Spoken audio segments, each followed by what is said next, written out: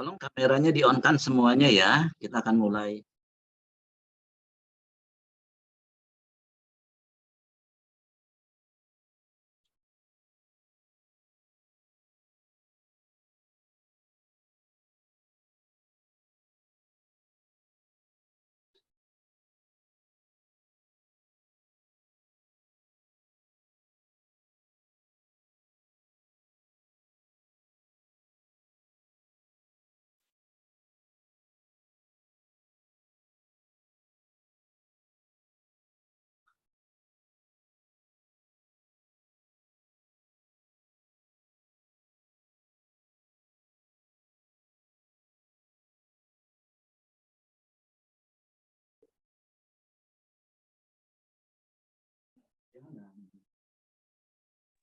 Oke, ini speaker aja.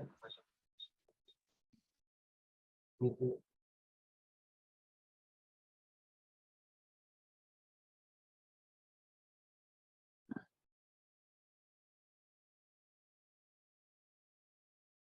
Baik, tolong sekali lagi kameranya di-on-kan ya. Kita akan mulai. Bismillahirrahmanirrahim. Assalamualaikum warahmatullahi wabarakatuh. Selamat pagi, salam sehat, dan salam sejahtera bagi kita semua. Alhamdulillah pada pagi hari ini kita bisa ketemu lagi ya. Sekarang kalian sudah di semester 5 ya. Yaitu semester lalu kita ketemu di semester 4. Alhamdulillah kalian sekarang sudah di semester 5 ya. Dan juga mudah-mudahan saya nggak cek satu persatu ya, apakah semuanya atau apakah ada yang tertinggal yang tidak lanjut ke semester 5 di ini kalian? Seperti nggak ada ya? Ada yang tertinggal. Baik, mudah-mudahan tidak ada ya, semuanya lanjut ke semester 5. Dan di semester 5 ini kita akan bertemu ya setiap Selasa pagi sesuai jadwal untuk saya sharing terkait mata kuliah teknik transportasi. Nah, mungkin saya sedikit menggambarkan apa bedanya dengan mata kuliah yang sudah kita pelajari ya di semester 4, yaitu mata kuliah teknik lalu lintas ya.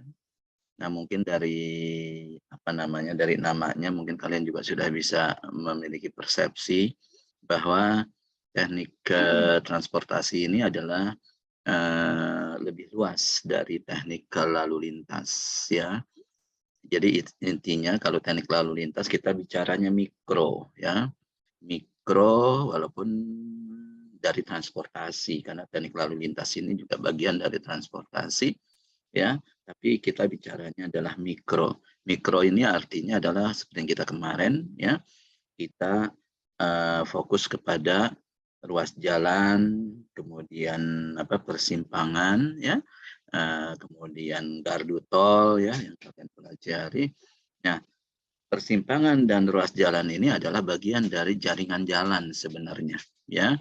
Nah, jaringan jalan, sedangkan jaringan jalan ini bagian dari jaringan transportasi ya, karena selain jaringan jalan juga ada jaringan kereta api ya, kemudian ada jaringan public transport ya, itu kemudian kereta api masuk public transport, kemudian ada jaringan pesawat udara ya, rute-rutenya itu juga merupakan suatu jaringan transportasi.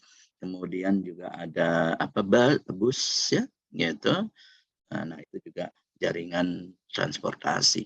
Nah, jadi kemarin di teknik lalu lintas kita hanya mengambil bagian kecil dari jaringan transportasi ini, yang hanya jaringan jalan, khususnya ruas jalan dan persimpangan. Nah, sekarang kita naik ke atas ya. Kita naik ke atas ya, kita lihat bahwa ruas jalan dan persimpangan ini ya, itu kita melihatnya sekarang menjadi suatu jaringan jalan. Nah, ya, jaringan jalan.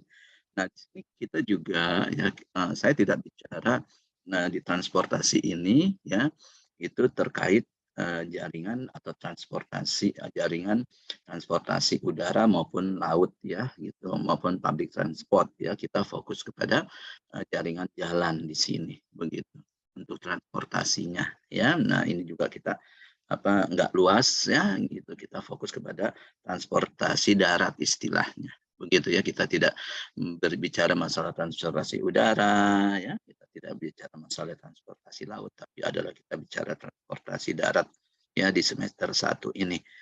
Nah, itu ya. Nah, sehingga kalian bisa lihat kalau kemarin kita zoom ya, nah sekarang kita unzoom penglihatan kita ya, naik ke atas.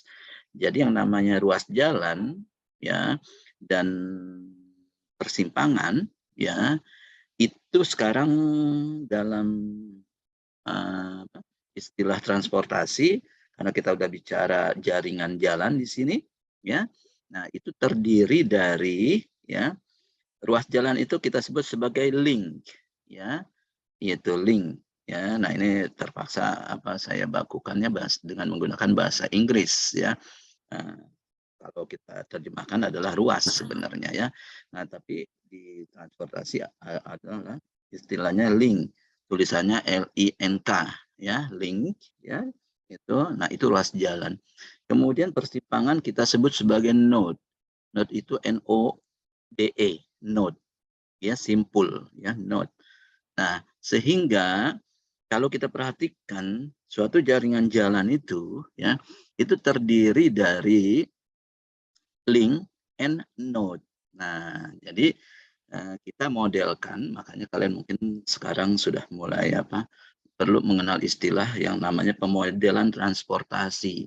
Ya, nah pemodelan transportasi itu tidak lain adalah transportasi darat kita bicaranya, ya itu merupakan pemodelan dari jaringan jalan. Nah, dalam pemodelan jaringan jalan itu, ya ruas jalan kita sebut link, kemudian yang simpangnya kita sebut node.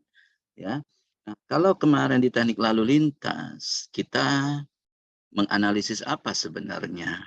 Kita menganalisis ada 3 kriteria ya, gitu. Untuk ruas jalan kita menganalisis derajat kejenuhan, begitu ya. Nah, dari derajat kejenuhan tentunya berpengaruh kepada kriteria yang kedua adalah kecepatan rata-rata ya pada ruas tersebut ya. Kemudian berdampak kepada yang ketiga waktu tempuh ya. Jadi kita bisa menghitung ya dalam suatu ruas dari persimpangan A ke persimpangan B ya. Nah, kalau sekarang kita sebut dari suatu link ya, dari node 1 ke node 2 ya berikutnya, itu setiap link berarti memiliki 3 parameter ya kan.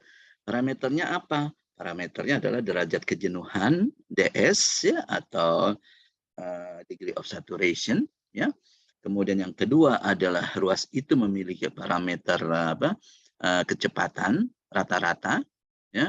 Kemudian tentunya kita bisa menghitung ruas itu dari node satu ke node lainnya itu berapa waktu tempuh yang dibutuhkan ya.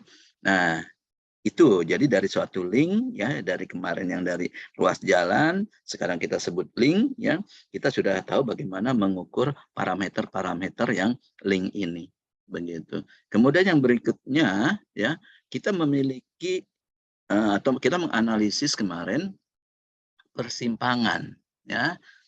Nah, untuk persimpangan ada 3 parameter juga yang kita hitung kemarin, ya kan?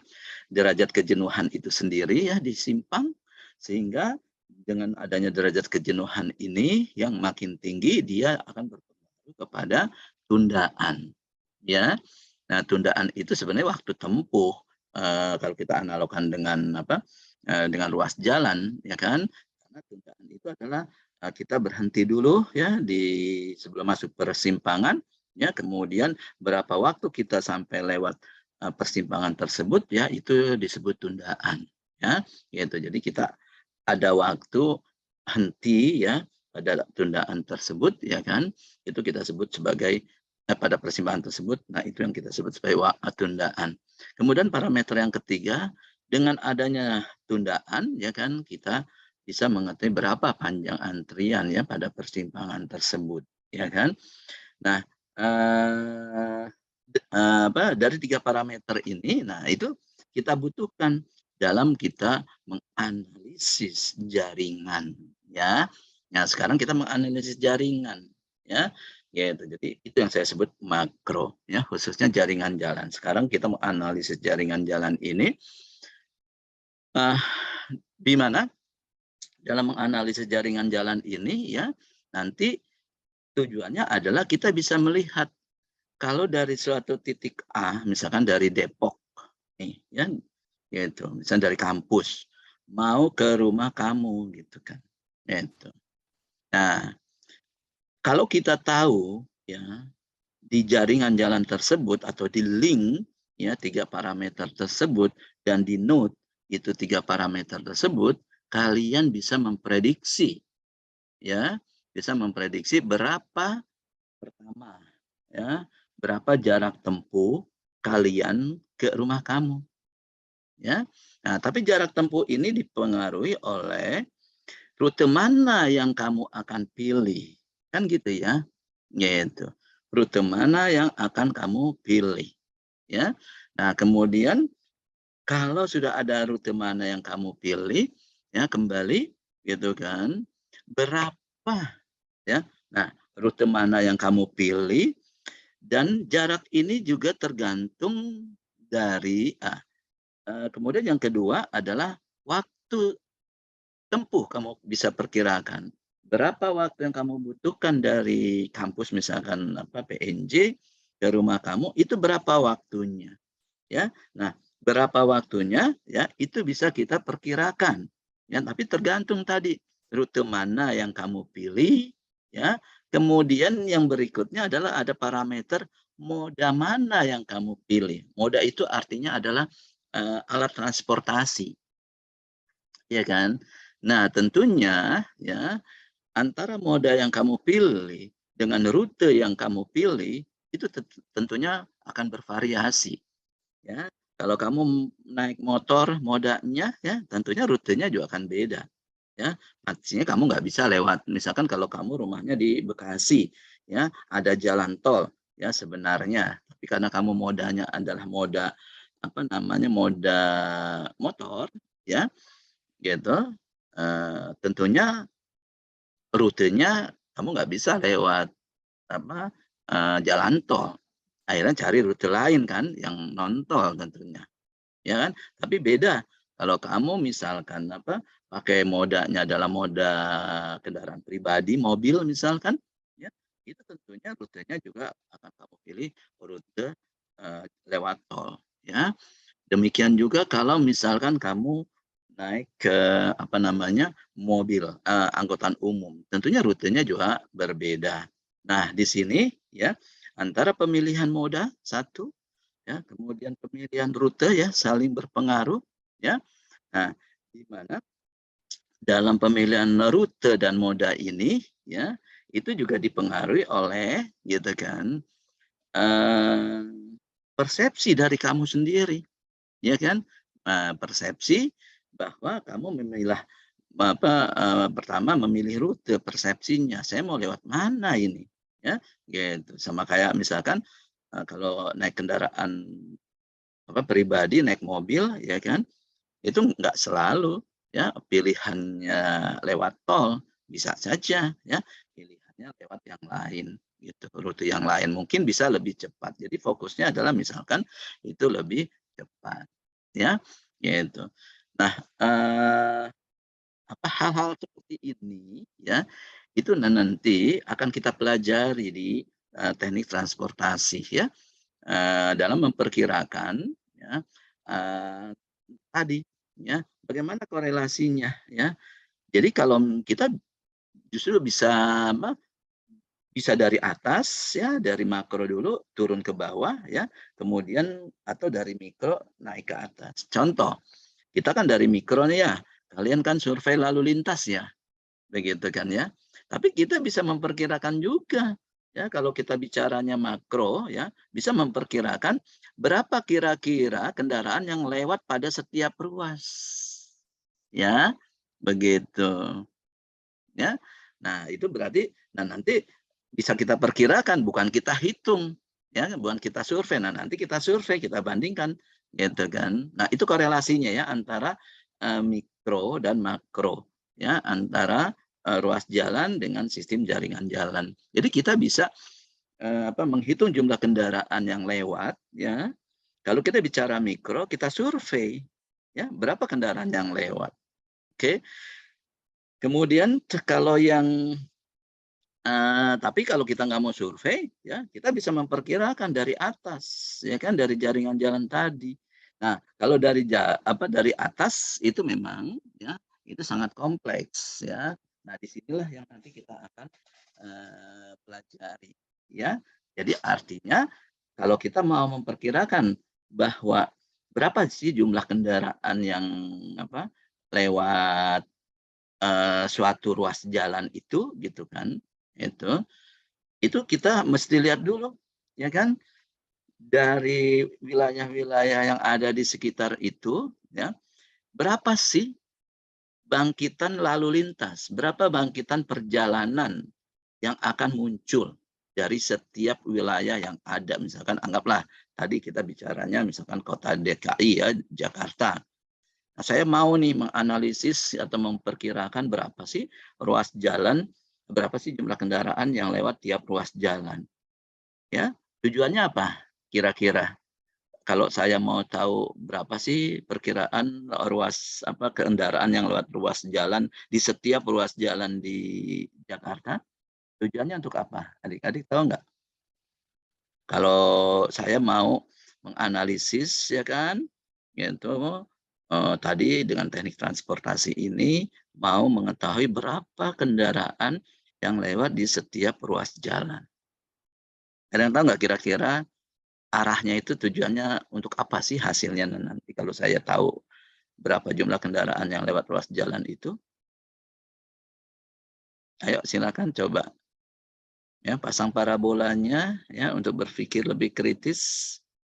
Kira-kira untuk apa sih data itu saya butuhkan kalau saya menghitung transportasi, ya, khususnya tadi menganalisis transportasi, salah satunya adalah untuk mengetahui berapa kendaraan yang lewat pada ruas tersebut. Kira-kira tujuannya untuk apa? Untuk memperkirakan, ya, untuk perencanaan jalan ke depan. Nanti kita bandingkan, nah, lari ke yang kalian udah lakukan, ya. Kalau kita perkirakan di jalan A misalkan, atau di jalan Margonda berdasarkan analisis jaringan jalan, diperkirakan bahwa di situ ada kendaraan 6.000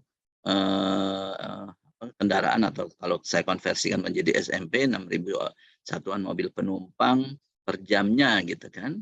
Nah, kan kita bandingkan dengan kapasitas jalan tersebut, begitu, ya.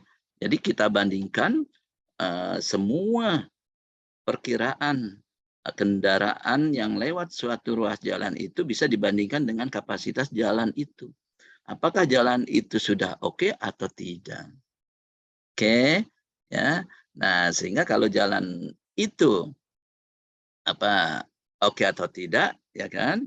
Nah, itu nanti kan dibuat perencanaan bahwa ruas jalannya harus diperlebar seperti yang sudah kalian hitung kan atau analisis kan, ya, ada visi rasio. Kalau derajat kejenuhannya lebih dari 1 berarti ruas jalan tersebut daya tampungnya sudah terlampaui, berarti harus dilebarkan misalkan salah satunya, ya, atau dibuat solusi lain misalkan rekayasa lalu lintas atau apapun solusinya, ya. Jadi intinya adalah itu, ya. Nah, tapi kita lebih fokus kepada ya tadi biasanya untuk pengembangan jalan tadi kan bisa terdeteksi, ya, jalan-jalan mana yang yang kapasitasnya sudah tidak terpenuhi, sehingga di situ ada proyek jalan. Nah, nanti direncanakan 5 tahun ke depan, ya kan, jalan-jalan mana yang harus dilebarkan, begitu, ya. Nah, tentunya juga tadi, ya. Nah, untuk bisa menghitung berapa perkiraan itu, ya, yang lewat di setiap ruas jalan, ya, itu kita melakukan yang namanya analisis transportasi, ya, yang kita sebut biasanya pemodelan transportasi. Nah, inilah yang akan kita lakukan, ya, melakukan pemodelan transportasi, ya.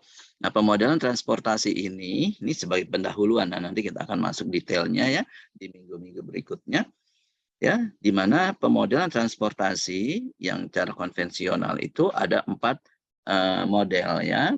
Ada 4 submodel. Artinya, ya kan, kita hitung dulu dari setiap ruas jalan, dari setiap wilayah-wilayah yang ada di DKI, ya kan, kita hitung berapa jumlah lalu lintas atau perjalanan, ya, yang dibangkitkan, ya, yang akan keluar dari wilayah tersebut. Itu namanya dibangkitkan. Ya, misalkan wilayah-wilayah perumahan, ya, tentunya lebih banyak dia membangkitkan lalu lintas, ya kan? Seperti itu, ya. Nah, kemudian dilihat lagi wilayah-wilayah mana yang menarik lalu lintas. Nah, ya, jadi kita harus cek dulu, ya, wilayah mana yang membangkitkan lalu lintas dan wilayah mana yang menarik lalu lintas, ya. Wilayah yang menarik lalu lintas itu biasanya misalkan kawasan industri, ya, kawasan perkantoran, begitu, ya, mal-mal, ya, gitu. Nah, itu dia kita anggap menarik lalu lintas, ya. Nah, sehingga itu yang kita analisis berapa setiap wilayah ini, ya, berapa lalu lintas yang dibangkitkan dan berapa lalu lintas yang ditarik, ya. Jadi lalu lintas yang dibangkitkan kita sebut sebagai generated traffic, ya. Nah, tapi kalau lalu lintas yang tertarik, ya, itu kita sebut attracted, ya, traffic, gitu, ya.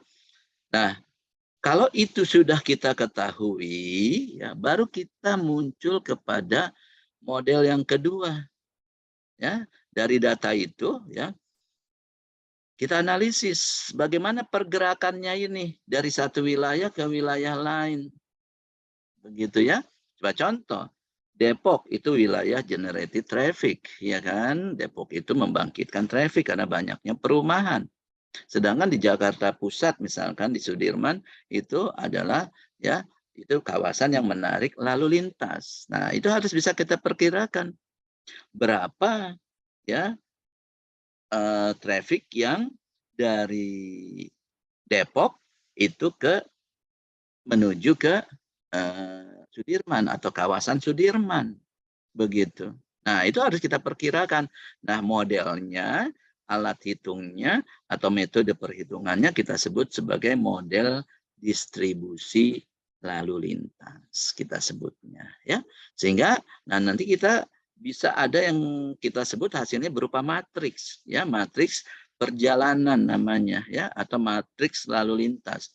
Dari A ke B berapa, dari A ke C berapa, dari A ke D berapa. Demikian sebaliknya juga, ya, dari B ke A berapa, dari B ke C berapa. Nah, itu hasil dari yang kita sebut sebagai model bangkitan lalu lintas, ya.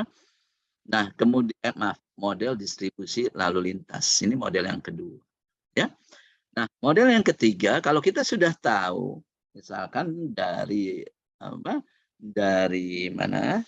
Dari Depok, ya kan, berapa jumlah lalu lintas yang menuju kawasan Sudirman, contoh, ya. Nah, yang harus kita hitung lagi, gitu kan, itu berapa yang menggunakan moda apa, ya kan, gitu. Itu namanya adalah pemilihan moda, ya. Ya, jadi model yang ketiga, ya, kita harus bisa memprediksi pemilihan moda. Ya, jadi dari perjalanan-perjalanan ini gitu kan, berapa jumlah yang naik kereta api misalnya, ya. Gitu, naik kereta Jabodetabek kan ada, ya kan?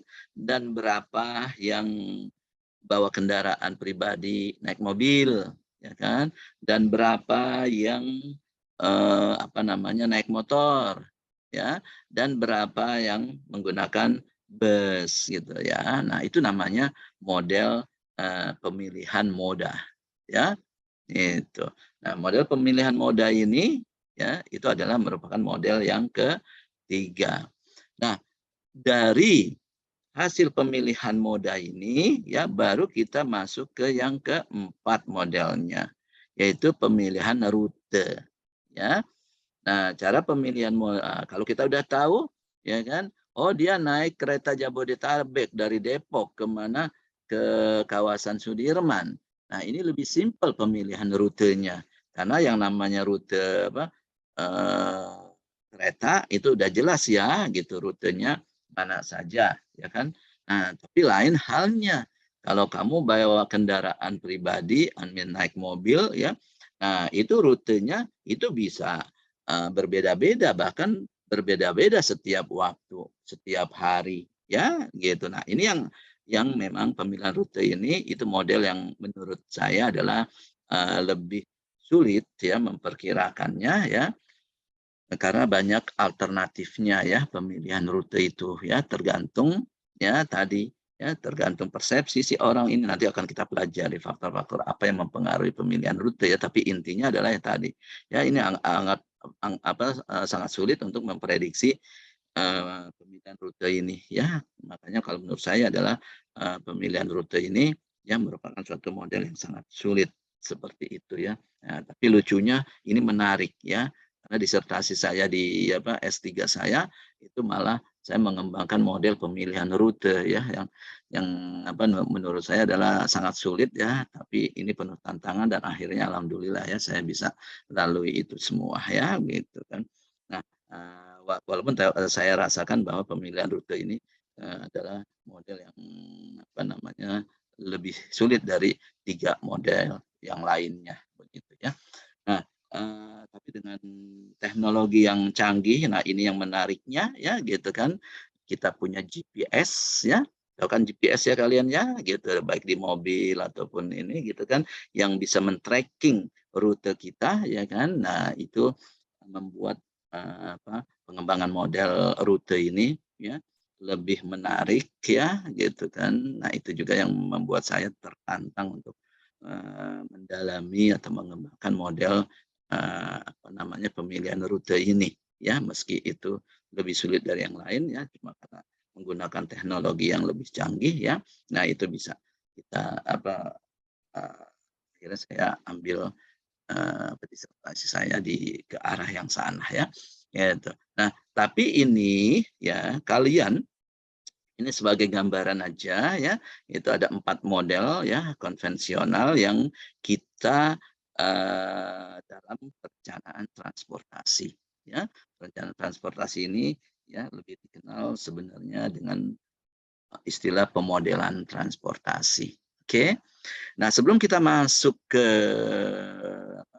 model-model tadi ya, saya akan share screen dulu ya, sebagai pendahuluan ya, kita mengenal dulu apa sih itu yang namanya transportasi ya. Itu saya coba untuk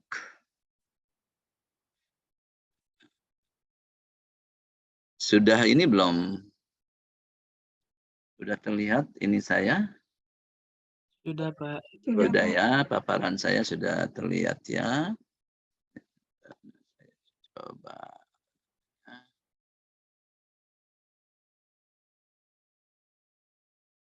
Slideshow. Oke. Baik. Nah, ini sebagai pendahuluan ya. Nah, saya ingin supaya ada pemahaman dasar dulu ya dari kalian terhadap transportasi ya.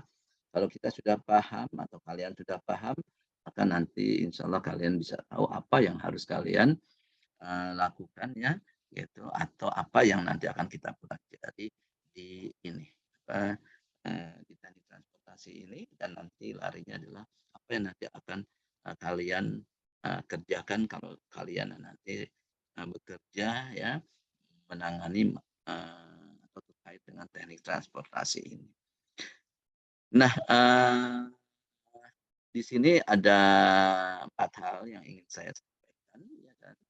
Yang pertama adalah definisi dan fungsi sistem transportasi, ya. Kemudian peran dan jenis transportasi, ya.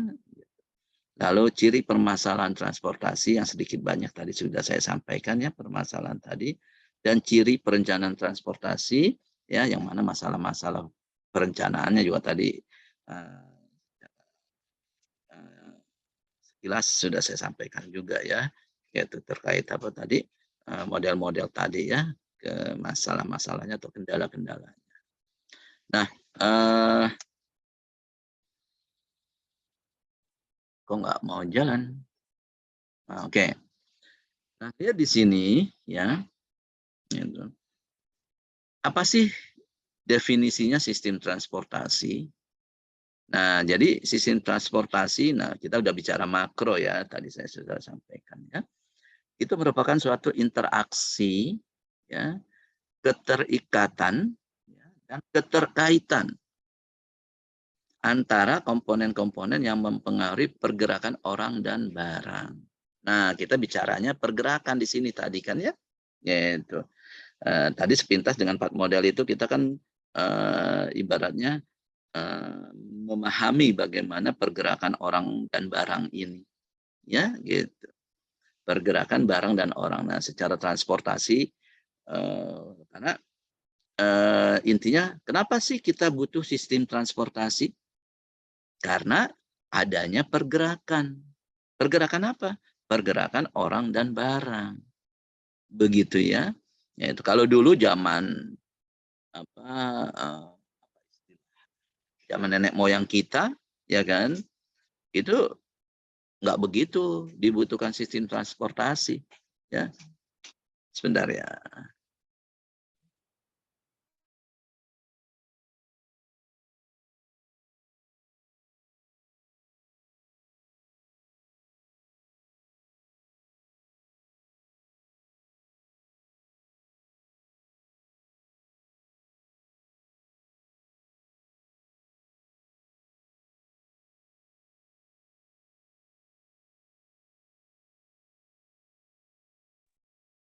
Oke, saya lanjutkan ya. Gitu. Jadi kembali, kenapa kita membutuhkan sistem transportasi? Ya, karena adanya pergerakan. Dari yang namanya pergerakan itu dari satu tempat ke tempat lain. Ya, kalau zaman nenek moyang kita dulu ya, tempat tinggal dan kebunnya, tempat bercocok tanam, semuanya ada di satu lokasi. Sebenarnya nggak butuh itu sistem transportasi. Begitu ya kan awalnya sejarahnya seperti itu. Kemudian apa namanya manusia ya kan mencari sesuatu yang baru ya kan, misalkan mencari kebun, mencari tempat bercocok tanam yang akhirnya lama-lama makin jauh makin jauh makin jauh kan gitu ya, gitu. Nah, sehingga di situ ada pergerakan. Nah, sekarang kondisinya seperti yang kalian lihat ya kan, gitu kan, sudah tersebar wilayah-wilayah ya kan, sehingga orang akan bergerak ya, gitu. Jadi sebenarnya sistem transportasi ini adalah tujuan bukannya ini merupakan turunan ya, turunan dari sistem pergerakan ya. Jadi transportasi ini hanya untuk memenuhi kebutuhan orang untuk bergerak. Nah, jadi ya oleh karena itu disebut sebenarnya transportasi ini, sistem transportasi ini adalah suatu kebutuhan turunan. Turunan dari mana? Turunan dari kebutuhan orang bergerak atau kebutuhan pergerakan orang dan barang. Nah, ini harus kalian pahami ya. Jadi tujuan transportasi itu adalah memenuhi kebutuhan akan pergerakan orang dan barang. Makanya kalau kalian bilang, kalau kalian cermati, permasalahan transportasi ini nggak akan habis-habisnya, akan selalu ada. Benar nggak? ya nggak akan berhenti. Permasalahan transportasi pasti ada. Karena apa? Karena orang selalu akan bergerak. Ya, makin orang makin maju, pergerakan makin banyak. Ya, semakin suatu negara perekonomiannya meningkat, ya kan, tentunya juga membutuhkan apa? Berarti pergerakannya banyak, berarti membutuhkan transportasi yang seimbang, begitu kan ya? Itu. Nah, kenapa kok di kita sering macet, misalkan? Kenapa kok kita ya tadi ya di jalan sistem jaringan jalannya macet, ya kan? Public transportnya juga orang antri, ya kan? Naik busway, gitu kan ya? Kemudian di ferry, ya penyeberangan juga ngantri. Kenapa? Karena tadi ya kebutuhan akan pergerakan ya tidak diikuti ya dengan pengembangan sarana transportasi atau sistem transportasi, begitu ya. Itu. Nah, sehingga sebenarnya ya kalau kalian dalami atau kalian profesi di bidang perencanaan transportasi, ini nggak akan berhenti-berhentinya, pasti ada masalah, ya kan. Nah, sama seperti dokter, ya kan, sampai kapanpun dokter nggak akan berhenti bekerja karena pasti aja ada orang yang sakit, nggak mungkin nggak ada yang sakit, kan gitu ya. Nah, sebenarnya apa transportasi ini adalah seperti itu. Ya, gitu. Nggak akan berhenti. Masalah transportasi itu akan selalu ada. Oleh karena itu orang yang berprofesi di bidang transportasi ini, ya, itu nggak akan berhenti itu pekerjaannya, akan ada aja terus. Ya, nah seperti itu ya, karena ya tadi ya, kita memenuhi kebutuhan pergerakan, ya, sedangkan pergerakan itu selalu berkembang sejalan dengan perkembangan suatu ekonomi, ya, perkembangan perekonomian. Begitu ya. Nah, lalu fungsi transportasi itu apa, ya kan? Nah, fungsinya tadi, ya kan, dengan kita memenuhi kebutuhan pergerakan itu, berarti kita harus mengkoordinasikan ya proses pergerakan orang dan barang tersebut, ya, gitu. Supaya apa? Ya, mengkoordinasikan komponen-komponen yang terkait, ya kan? Itu dengan tujuan supaya pergerakannya apa? Aman. Ya, itu. Nah, pergerakan ini bisa dianalogkan dengan perjalanan ya, kalau kalian mau lebih spesifik lagi, ya. Gitu. Kalau pergerakan itu secara umum, ya kan. Itu. Ini juga bisa dianalogkan ya, gitu. Orang bergerak pastinya juga orang berjalan, kan intinya gitu ya. Gitu. Nah, jadi perjalanan itu atau pergerakan itu harus aman, ya. Harus aman, nyaman, lancar, ya, efektif dan efisien. Nah, lihat ya. Jadi sistem transportasi itu, ya kan, itu tuntutannya sangat ketat ya. Itu aman, nyaman, lancar, efektif dan efisien. Ya, kalau saya urutkan ya dari apa nih? 1, 2, 3, 4, 5. Kalau dari 5 faktor ini, mungkin yang pertama yang paling rendah itu lancar dulu lah, ya kan? Pertanyaannya sudah lancarkah transfer kita yang tadi? Belum, karena masih ada ya tundaan-tundaan atau kemacetan-kemacetan, antrian-antrian, ya kan di sistem. Berarti belum lancar itu. Kalau lancar kan wah sama kayak arus ya kan, blus-blus gitu kan, nggak ada itu sumbatan-sumbatan. Gitu ya.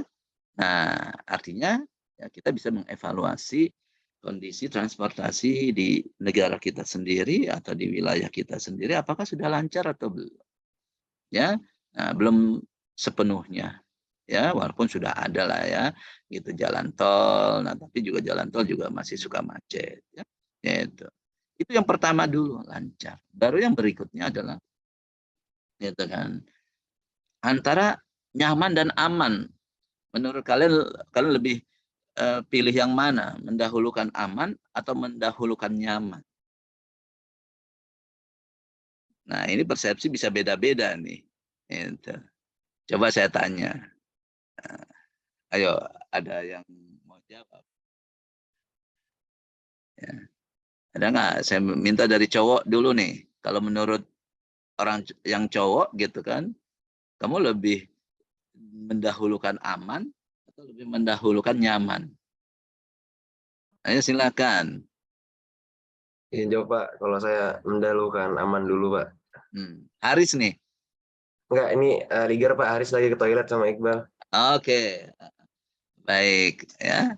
Nah, kamu lebih mendahulukan aman. Nah, kalau yang cewek coba saya minta apa, pandangannya atau persepsinya. Menurut yang cewek lebih mendahulukan aman atau nyaman? Atau sama juga lebih mendahulukan aman juga seperti apa tadi disampaikan. Mana? Halo? Ayo dong, mana ceweknya? Ya, nah, jangan saya aja yang ngomong nih. Menurut Kalau kalian? dari saya lebih pilih aman juga, Pak. Nah, lebih aman juga ya, gitu. Jadi nyamannya nomor 2 ya, nomor berikutnya maksud saya ya. Oke ya, jadi memang menurut saya juga ya kan, gitu. Kita lebih prioritaskan dulu aman, ya. Nyaman tidak aman, ya akhirnya nggak nyaman juga ya, gitu. Karena kita gelisah terus kan ya, aman nggak nih gitu, jadi nggak nyaman gitu kan. Nah, jadi memang benar ya. Nah, jadi faktor kedua ya kan itu aman. Sudahkah aman kita naik kendaraan? Ya, atau transportasi kita. Nah, ini kita bisa evaluasi juga ya. Gitu. Ya, itu. Tapi ya kan pemerintah sudah mulai ya kan dengan sistem transportasi yang lebih aman dari dulu gitu kan. Nah, ini memang pencapaian indikator ini atau faktor-faktor ini memang dibutuhkan proses ya. Oleh karena itu dibutuhkan proses yang namanya continuous improvement ya gitu kan. Jadi berjalan terus perubahan-perubahan itu makin aman, makin nyaman. Nah, berikutnya nyaman ya. Gitu kan, lancar, aman, nyaman ya. Nah, baru yang berikutnya adalah efektif dan efisien ya, tuntutan efektif dan efisien. Nah, ini menurut saya adalah efektif dulu ya, sesuai dengan tujuannya ya, sesuai dengan kebutuhannya gitu kan. Nah, ini juga belum terpenuhi semuanya ya, gitu kan.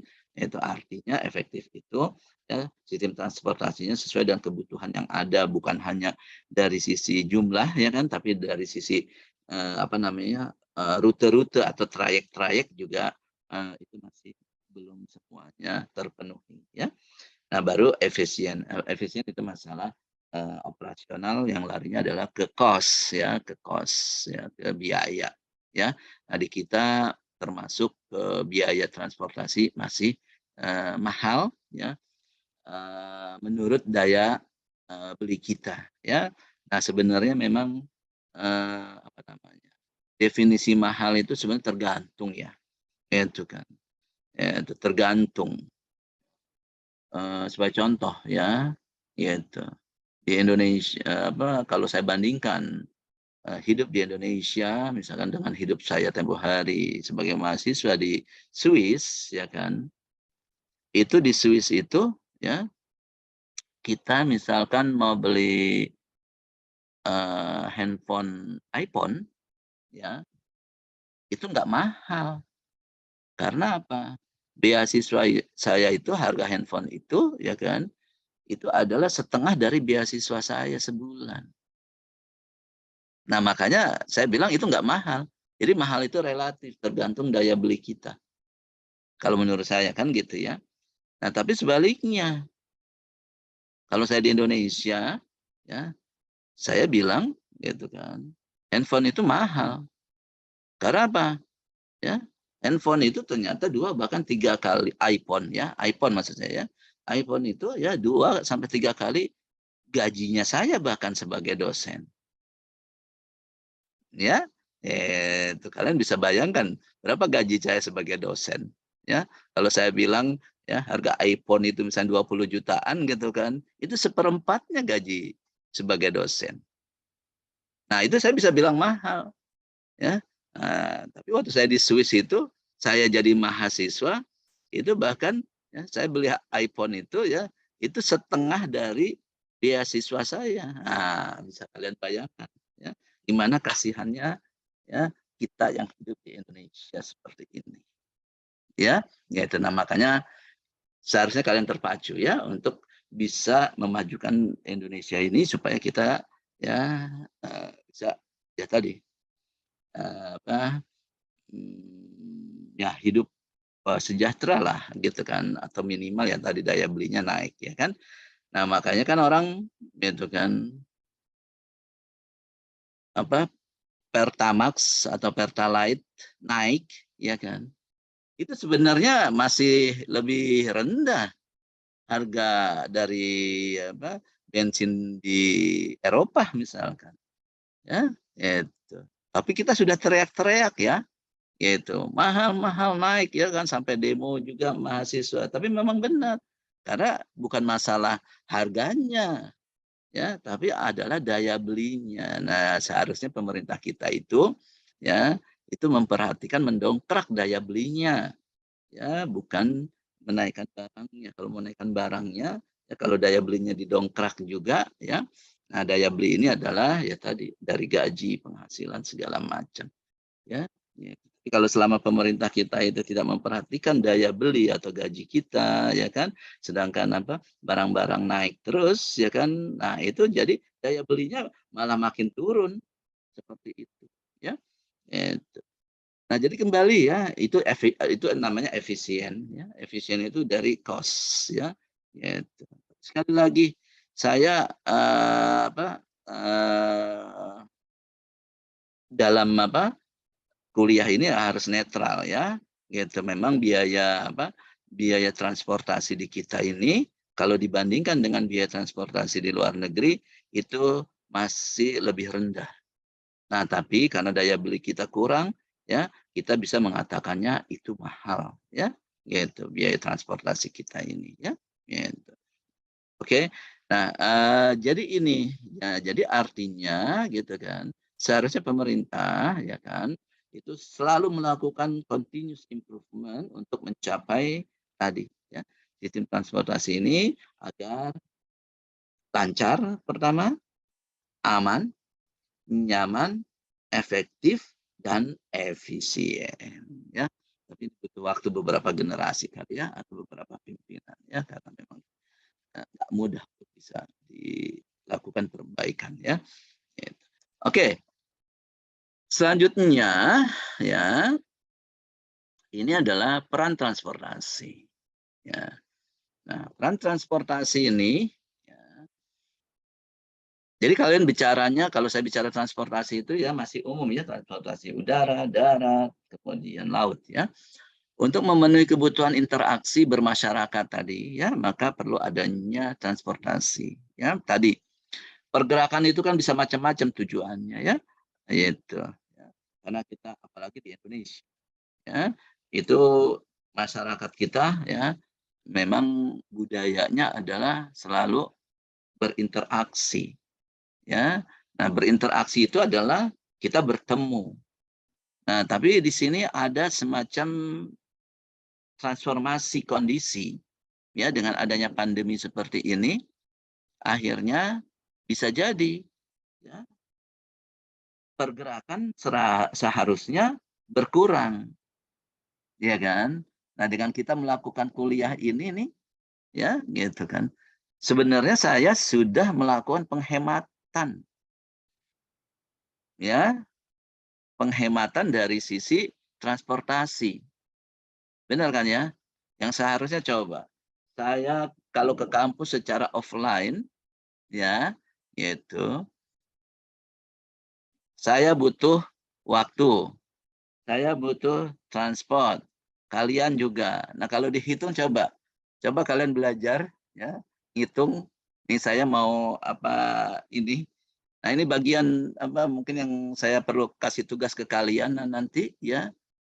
Ya, saya minta kalian ya kan mau melihat bagaimana efisiensinya kita melakukan pembelajaran online.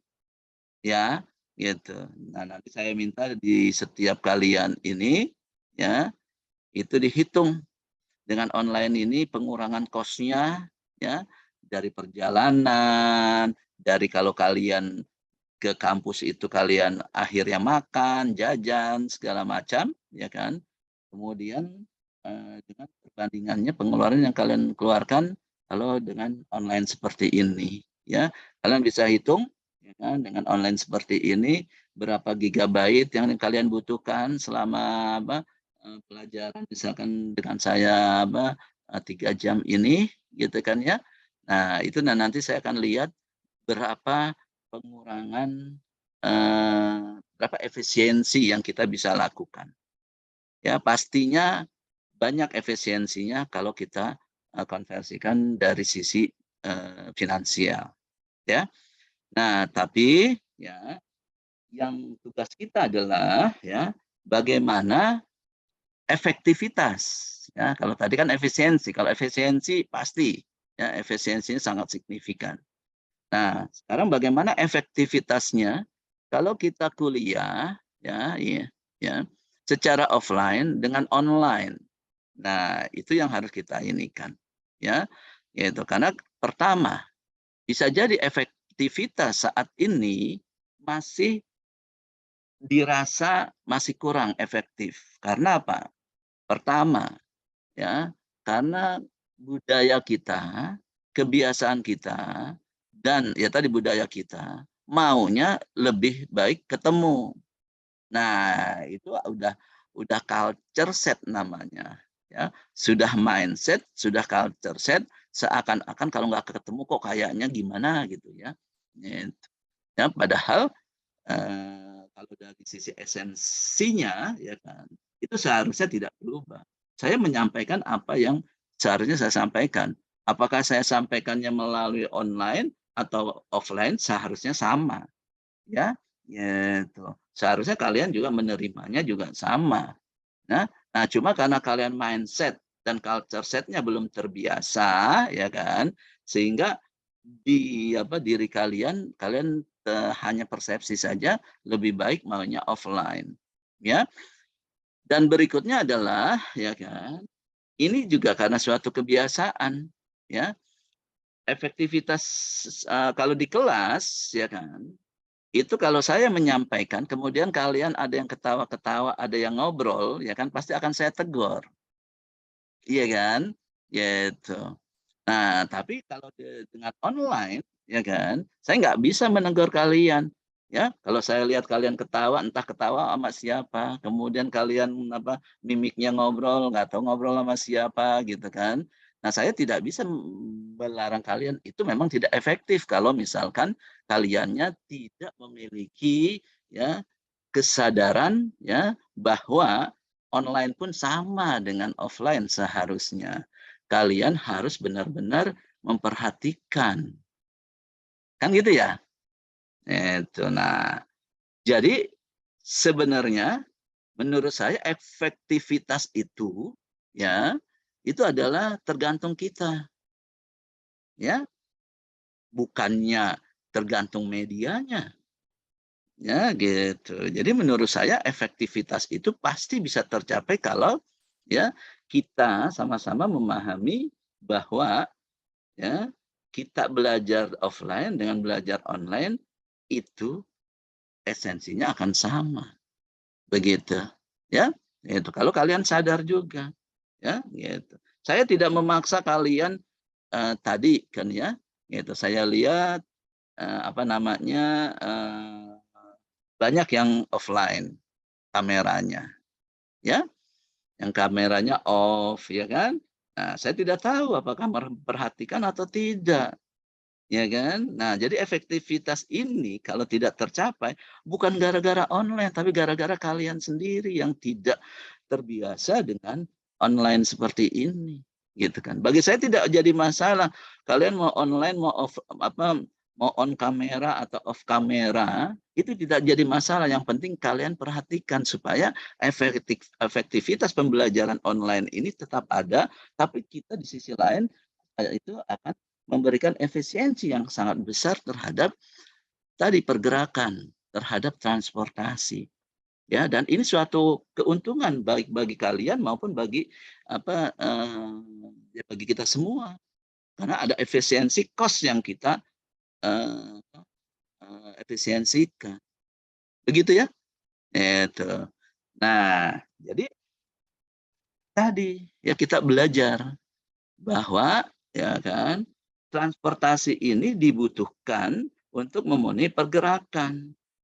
Nah, dengan kita melakukan secara online, ya kan, otomatis kita sudah berkontribusi mengurangi pergerakan, ya, mengurangi kemacetan.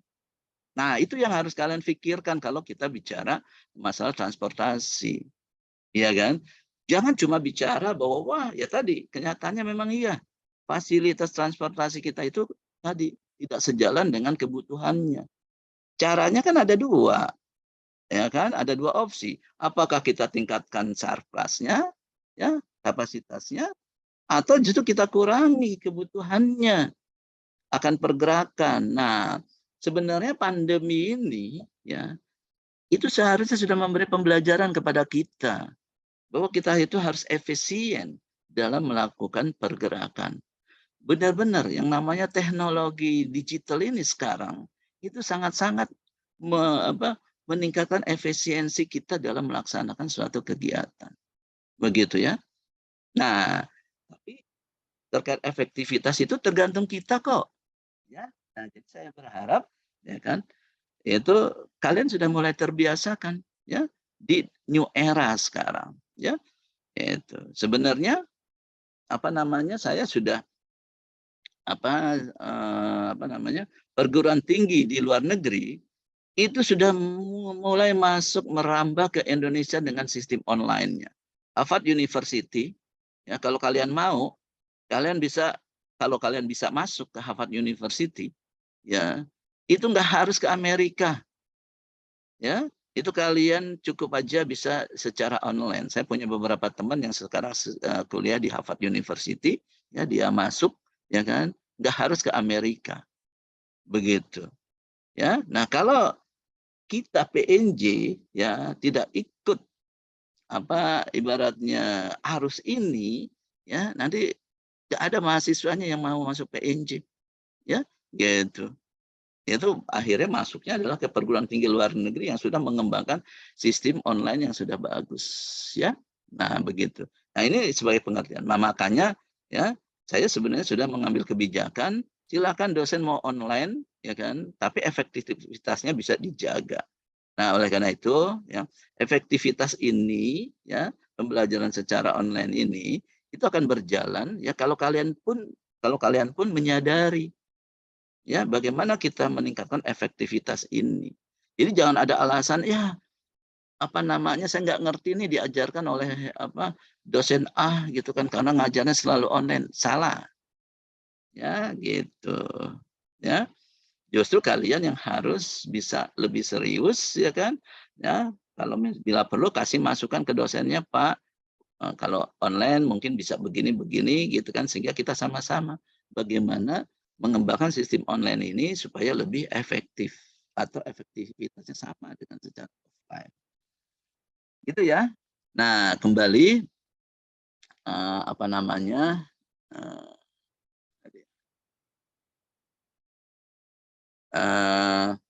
ini ya, jadi peran transportasi ya kan kebutuhan interaksi bermasyarakat ya kan itu ada peranan sosial. Nah di sini juga dengan adanya pandemi sebenarnya mengurangi kebutuhan akan interaksi tersebut.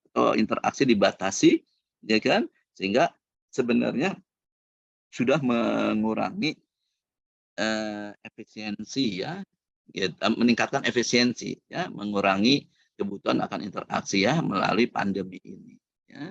Nah oleh karena itu ya, saya ingatkan kalian, Tuhan itu memberi suatu hal gitu kan dengan pandemi ini pasti ada manfaatnya. Nah, manfaatnya apa? Nah, itu kita sendiri yang bisa mencarinya atau memanfaatkannya ya dari adanya pandemi ini. Begitu ya. Kemudian dalam proses pertumbuhan ekonomi, kemudian transportasi terus meningkat. Nah, tadi kecuali ya kan Di dalam transportasi itu kecuali misalkan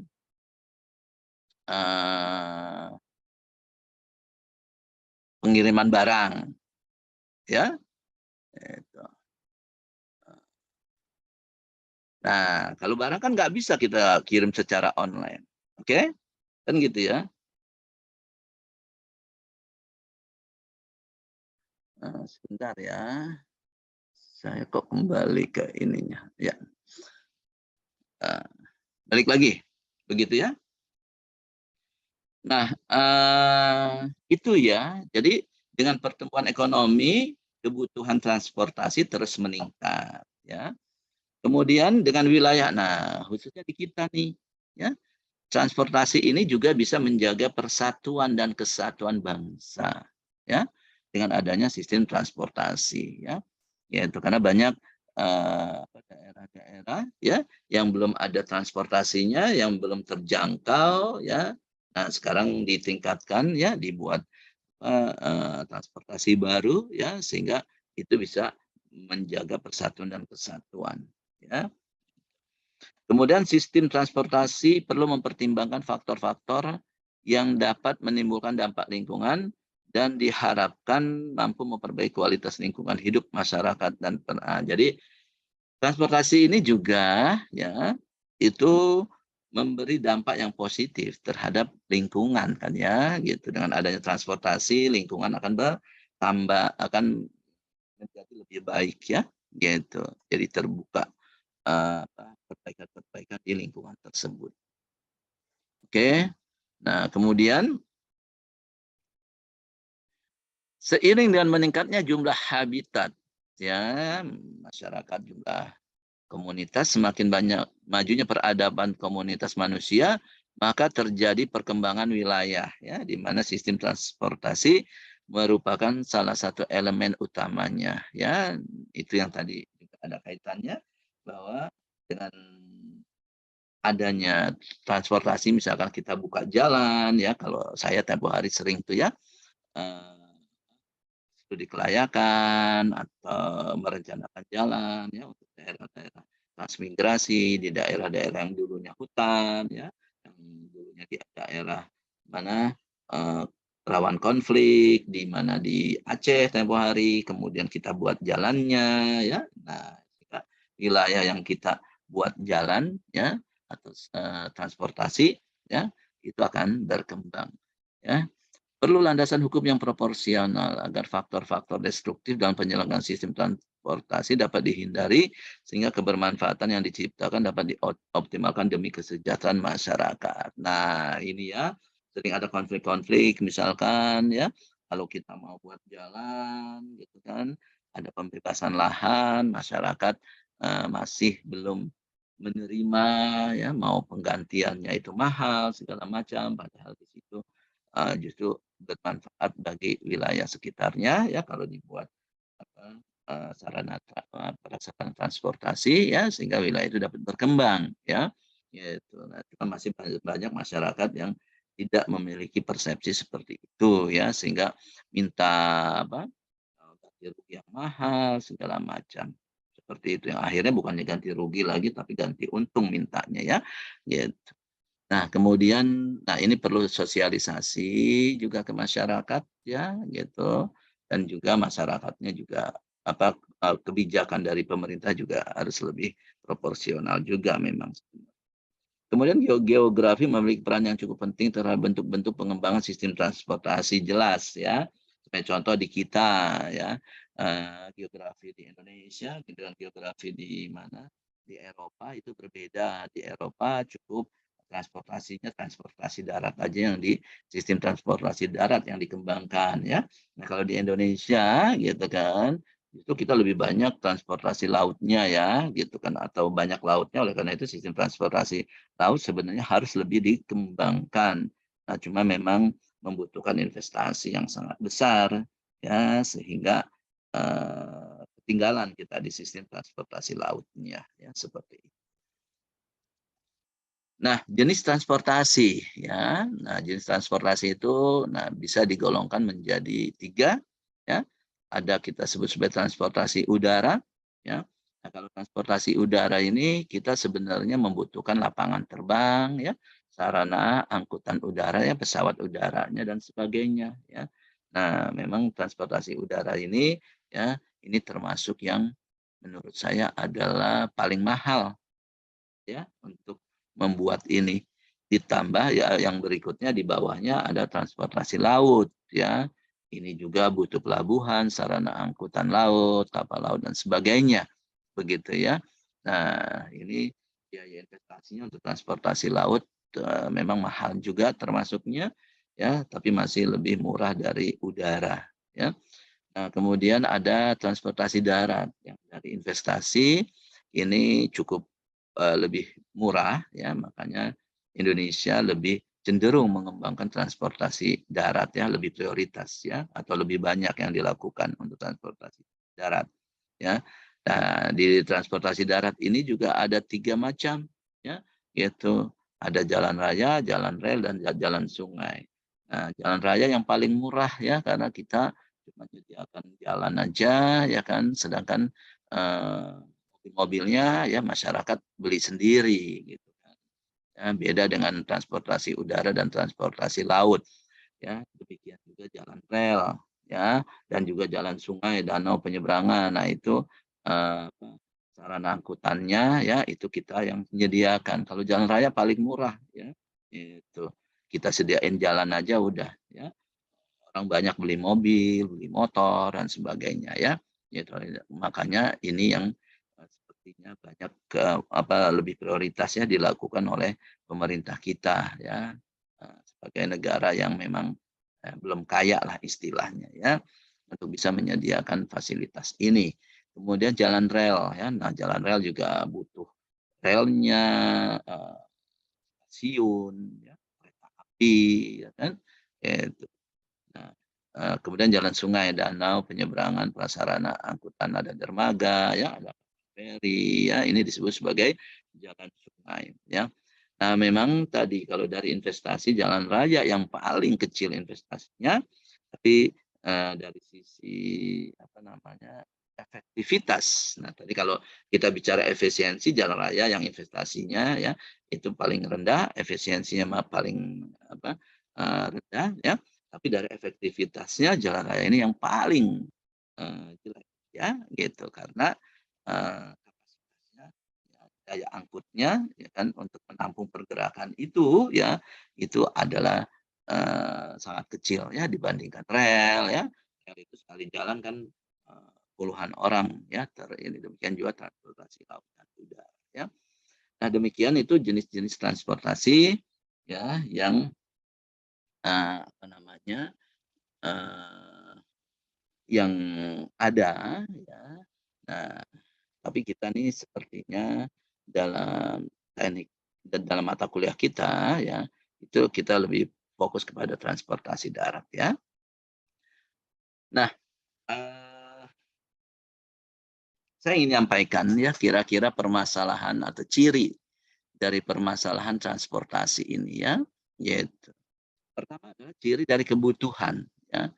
Nah, karena tadi kan saya bilang, ya, transportasi ini ya sebenarnya sebagai alat ya untuk memenuhi kebutuhan. Kebutuhan apa? Kebutuhan pergerakan atau perjalanan.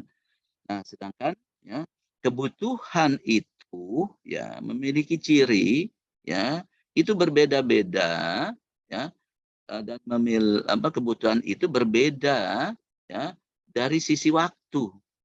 Nah, makanya kan kita dari sisi waktu kebutuhan transportasi, waktu pagi, waktu siang, waktu sore itu berbeda. Waktu kerja, hari weekend itu berbeda. Ya kan?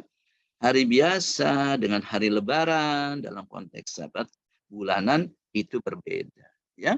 Nah, ini permasalahan yang ada. Jadi kebutuhannya itu sangat-sangat fleksibel dan berbeda-beda. Jadi kita nggak bisa merencanakan transportasi ya untuk satu waktu, untuk semua waktu. Ya, mana yang mau kita ini kan? Jadi dalam kajian ya transportasi itu kita harus fokus dulu. Mana yang mau kita atasi? Kebutuhan weekend kebutuhan orang kerja, kebutuhan lalu lintas pagi, kebutuhan lalu lintas malam, atau kebutuhan lalu lintas siang, ya. Nah, karena karakteristik kebutuhannya itu beda-beda. Kalau pagi, ya, itu kebutuhannya adalah untuk bekerja, misalkan lebih banyak, ya. Sedangkan kalau siang itu lebih banyak kebutuhannya untuk makan, ya, untuk lunch, untuk makan siang, ya, waktunya istirahat. Kemudian, ya, kalau kita bicara waktu liburan, ya, itu kebutuhannya adalah liburan, ya kan. Nah, demikian ya. Jadi kita harus nggak bisa gitu kan. Dalam rentang waktu yang sekian kita harus fix dari awal, ya. Permasalahan yang mau kita atasi gitu itu dari sisi waktu kapan, ya. Kemudian yang berikutnya adalah tujuan perjalanan. Nah, tadi ya. Nah, ini ada kaitannya antara tujuan perjalanan dengan waktu, ya. Kalau tujuan perjalanannya bekerja, tentunya waktunya juga waktu-waktu tertentu. Tujuan perjalanan untuk liburan ya tentunya di weekend, begitu ya. Nah, tujuan perjalanan ini ya itu juga akan mempengaruhi frekuensi. Benar kan ya?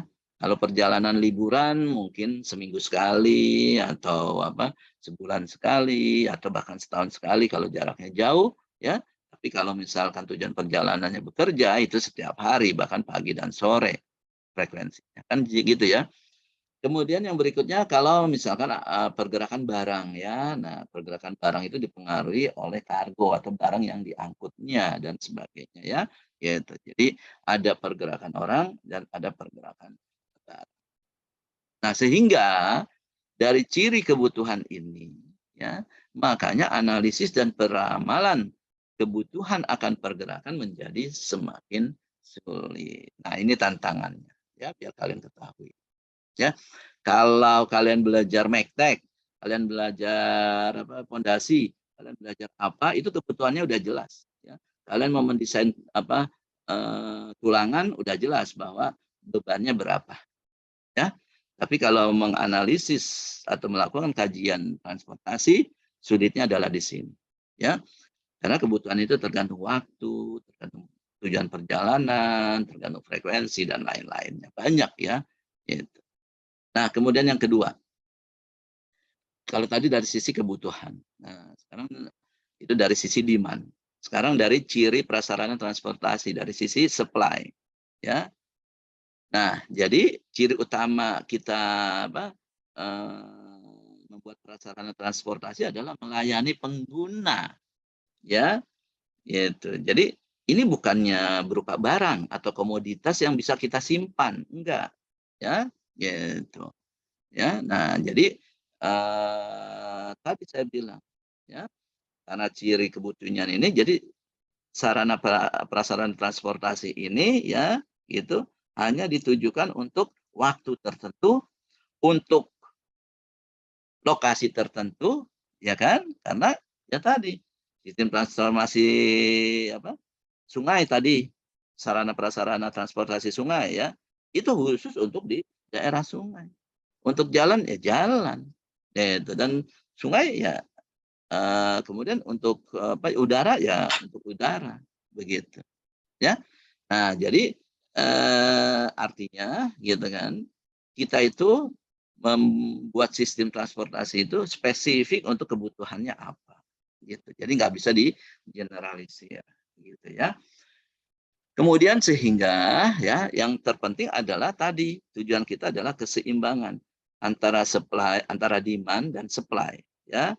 Nah, tadi saya bilang ya kan untuk ini seimbang kan bisa kita lakukan dua hal atau dari dua sisi ya. Apakah supply-nya sarananya kita tingkatkan kapasitasnya atau demand-nya kita kurangi. Begitu ya. Nah, oleh karena itu tadi saya bilang banyak cara kita untuk mengurangi demand ya. Nah, kemudian untuk kalau meningkatkan sarana prasarana ya, itu tentunya butuh biaya. Tapi kalau untuk mengurangi demand ini tidak ada biaya ya. Nah, oleh karena itu sebenarnya sekarang ya kan menurut saya adalah untuk mengatasi transportasi ini ya yaitu itu sebaiknya yaitu kan bagaimana caranya mengurangi demand ya, tapi efektivitasnya tetap tercapai. Ya, sebagai contoh ya tadi ya, dengan kita melakukan pembelajaran online ini ya, nah itu sangat-sangat ya, sangat-sangat efisien ya. Itu bisa mengurangi demand kita terhadap perjalanan. Ya, gitu. Nah, tapi ya tadi efektivitas ini ya itu perlu perlu diperhatikan ya supaya dengan adanya efisiensi tadi ya efektivitas tetap terjaga. Tapi kembali efektivitas ini ya kan itu sebenarnya tergantung dari pengguna ya gitu. Jadi pengguna yang harus dikasih pemahaman ya bagaimana mengurangi demand ini ya begitu. Ini sebenarnya solusi yang termurah itu adalah sebenarnya mengurangi demand ya. Nah, tapi memang ya tidak semua ya kondisi itu bisa disolusikan dengan mengurangi demand. Tapi banyak ya permasalahan transportasi ini ya bisa dilaksanakan dengan mengurangi demand. Begitu ya. Nah, kemudian yang berikutnya adalah nah kita udah masuk nih nanti kita kan mau merencanakan transportasi ya kan.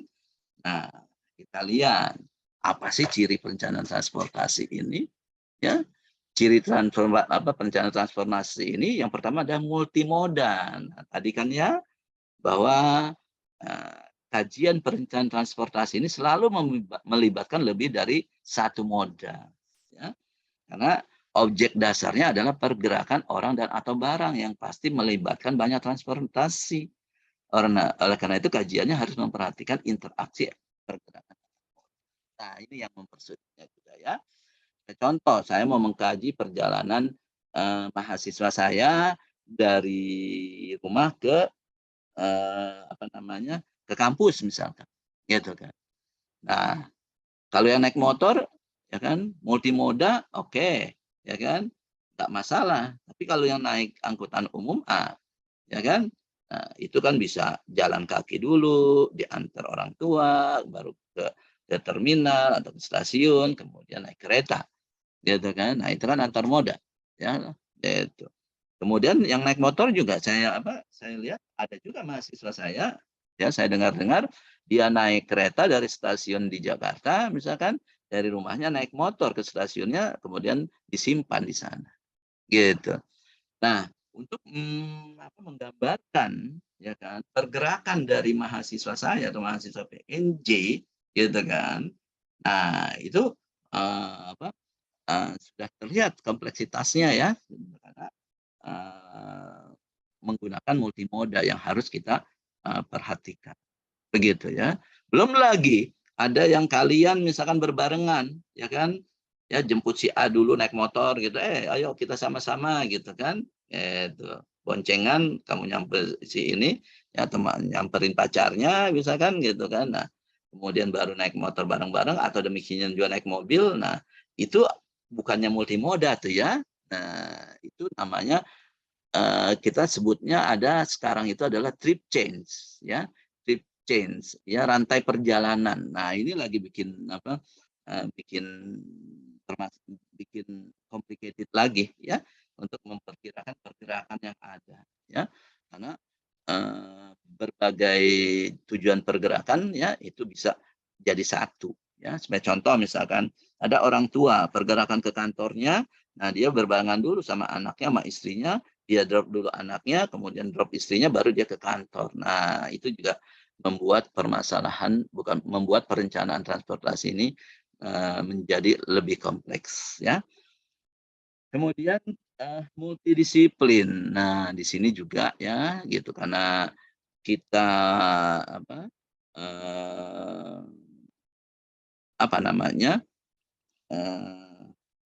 kita memenuhi pergerakan ya kan, pergerakan manusia ini juga kan dipengaruhi oleh persepsi dia, oleh latar belakang dia ya, oleh pendidikan dia, oleh ekonomi dia, gitu kan. Tadi yang 4 itu ya, memilih enggak, yang 2 memilih, yang khususnya memilih moda dan memilih sebenarnya 4 juga, dia melakukan pergerakan itu ya banyak atau tidak ya, generated traffic-nya banyak atau tidak ya kan tergantung dari sosial ekonominya. Berarti kita harus belajar masalah multidisiplin ya atau disiplin keilmuan yang lain ya kan. Ada sosial dan ekonominya di sini ya. Jadi bukan hanya bukan hanya masalah lalu lintas ya kan, tapi juga masalah ilmu yang lainnya, ekonomi, sosial, ya karena kan kita berkaitan kepada orang, ya di mana orang itu ya sangat kompleks ya ini karakternya. Kemudian multisektoral, ya banyak lembaga atau pihak terkait yang berkepentingan dan kajian perencanaan transportasi. Iya, ya karena kalau kita membuat perencanaan transportasi itu ada kaitannya dengan tata guna lahan, yang dia miliknya siapa, ya lembaga mana, kemudian ada kaitannya dengan lembaga lain dan ya itu dengan Pemda segala macam ya itu multisektoral ya gitu. Nah akhirnya ya tadi ya, karena banyaknya karena adanya multimoda, multidisiplin, multi perjalanan, multisektoral, akhirnya ujung-ujungnya ya kalau kita merencanakan transportasi itu adalah multi masalah ya yang singkatnya adalah perencanaan transportasi memang sangat-sangat kompleks ya. Namun demikian ya ini harus kita permasalahan ini harus kita atasi tadi ya gitu meskipun kompleks ya sedapat mungkin kita atasi ya itu karena justru disinilah tantangannya ya kalau kita mengatasi masalah transportasi. Nah, mudah-mudahan apa yang saya sampaikan ini ya memberikan wawasan kepada kalian semuanya ya sehingga juga menambah pemahaman kalian atau merubah mindset ya, culture set ya dan sistem belajar kalian ya, mindset kalian bahwa jangan menganggap permasalahan transportasi itu sepertinya simpel ya sehingga kalian selalu mengatakan oh ya ini pemerintah kok begini begini begini ya gitu ya kita harus balance ya jadi kalau kita makin lebih memahami kalau kita makin lebih pintar harusnya kita lebih bijak melihat persoalan gitu kan. Nah, tapi kalau kita tidak tahu melihat permasalahan, ya kan yang ada adalah cuma mengkritisi ya seakan-akan yang selalu mengatakan ini salah itu salah gitu kan.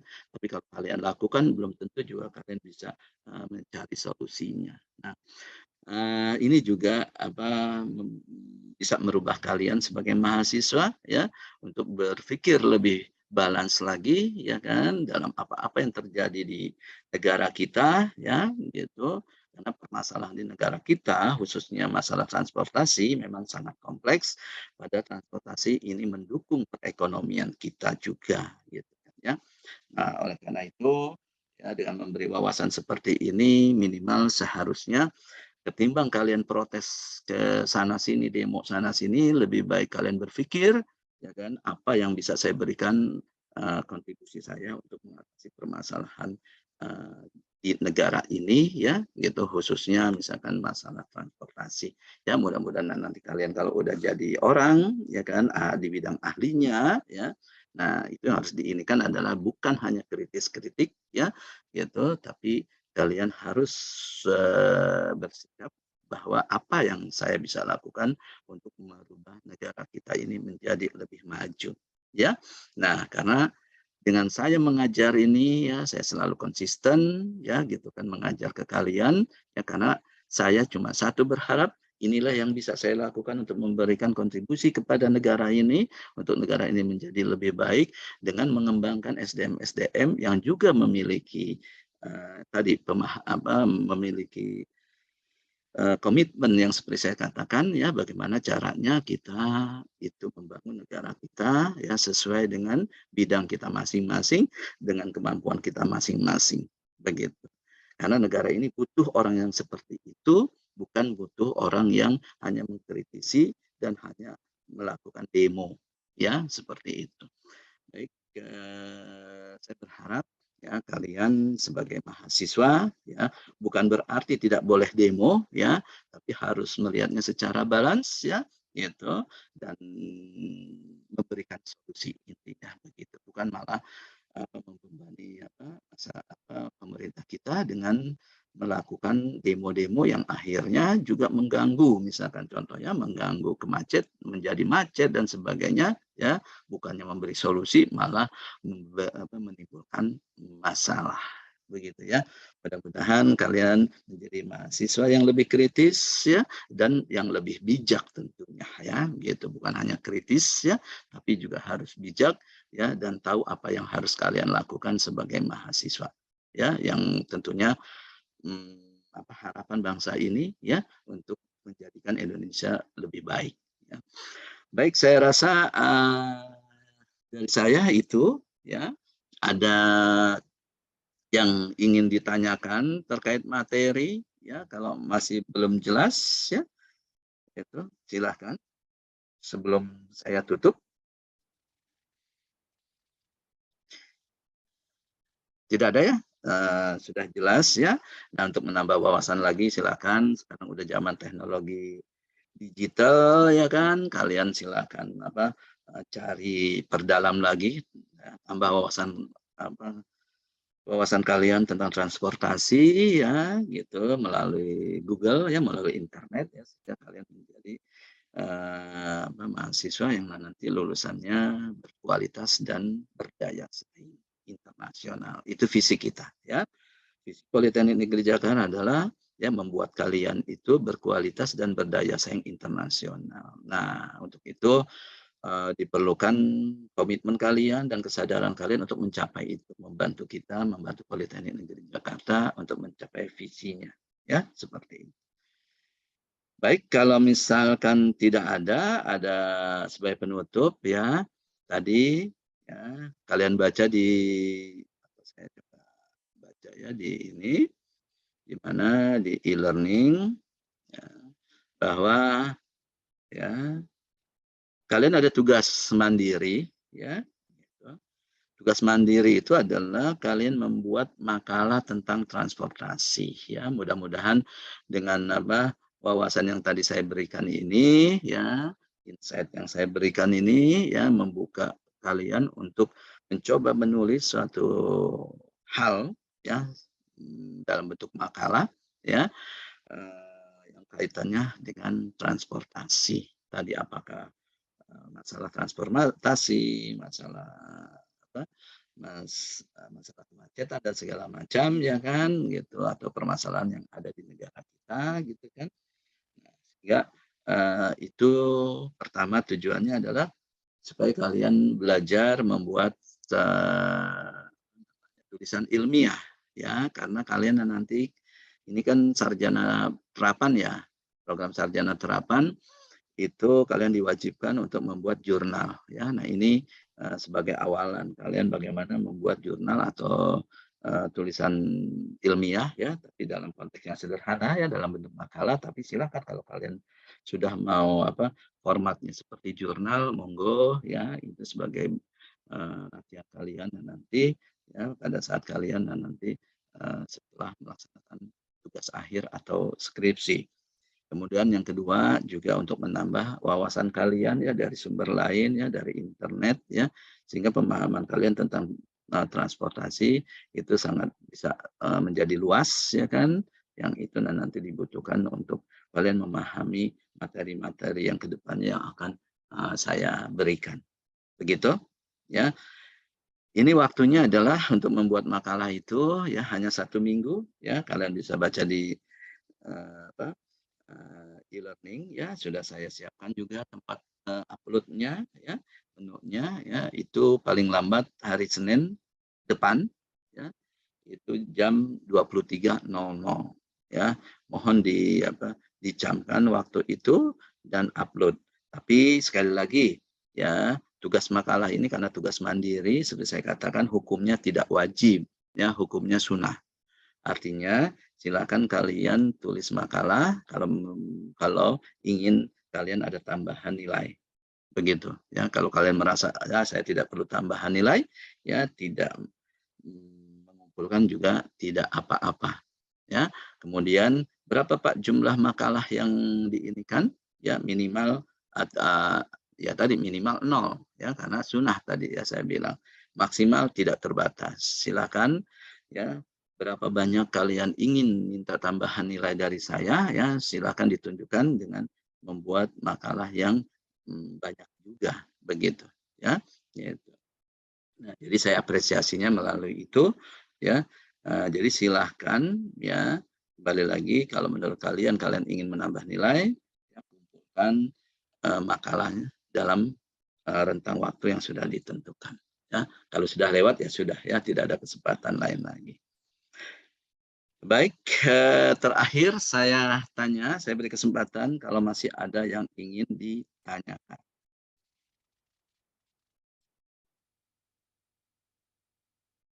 Oke, tidak ada ya.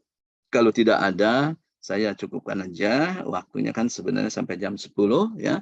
Tapi waktu selebihnya saya berikan ke kalian untuk mengerjakan tugas mandiri tadi ya. Sehingga kalian masih ada waktu untuk browsing-browsing, kemudian nanti dilanjutkan dengan membuat makalahnya yang akan dikumpulkan minggu depan. Baik, sebelum saya tutup, ya, ini dulu dibuka kameranya, di on-kan ya. Kameranya saya mau print screen ya, supaya bisa untuk dokumen yang saya upload di jurusan. Baik ya, senyum semuanya ya. Saya hitung 1, 2, 3. Sekali lagi. 1, 2, 3. Oke, baik. Terima kasih sekali lagi atas perhatiannya ya. Sampai ketemu minggu depan ya. Salam sehat semuanya. Assalamualaikum warahmatullahi wabarakatuh. Waalaikumsalam. Terima kasih, Pak. Terima kasih, Pak. Oke. Mohon izin saya end-kan ya. Oke, terima kasih.